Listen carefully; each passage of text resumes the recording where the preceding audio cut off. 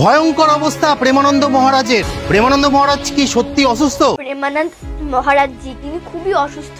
প্রেমানন্দ মহারাজ কি সত্যি অসুস্থ নাকি তিনি সম্পূর্ণ সুস্থ আছেন পুরোটাই গুজব? আজ বলবো আপনাদের আসল সত্য কি। সাম্প্রতিক সময়ে সোশ্যাল মিডিয়ায় নানা গুজব ঘুরছে। কেউ বলছেন শ্রীহিত প্রেমানন্দ গোবিন্দ শরণ জি মহারাজ গুরুতর অসুস্থ, আবার কেউ বলছেন তিনি পুরোপুরি সুস্থ আছেন। এটা সত্য যে 2006 সাল থেকেই মহারাজ পলিসিস্টিক কিডনি ডিজিজ PKD নামের একটি জিনগত রোগে ভুগছেন, যার ফলে তার দুটি কিডনি বিকল হয়ে গেছে। এই কারণে তাকে এখন নিয়মিত ডায়ালিসিস নিতে হয়, প্রথম সপ্তাহে কয়েকবার, এখন প্রায় প্রতিদিনই। সাম্প্রতিক সময়ে তার মুখ ফুলে যাওয়া ও চোখ লাল হওয়ার মতো উপসর্গ দেখা গেছে, যা ভক্তদের মধ্যে উদ্বেগের কারণ। তবে আশ্রম কর্তৃপক্ষ জানিয়েছে মহারাজ স্থিতিশীল আছেন এবং তার সৎসঙ্গ ও দৈনন্দিন রুটিন মেনে চলছেন। তবে সোশ্যাল মিডিয়াতে গুজবের কারণ কি? মহারাজের প্রতিদিন ভোর 2টো থেকে শুরু হওয়া পদযাত্রা অনির্দিষ্টকালের জন্য স্থগিত করা হয়েছে, শুধুমাত্র বিশ্রামের জন্য। এই খবরটি অনেকেই মহারাজ গুরুতর অসুস্থ বলে ধরে নিয়েছেন। মহারাজ নিজেও এক সাক্ষাৎকারে বলেন, दोनों किडनी फेल है, अब ठीक होने का कुछ नहीं बचा।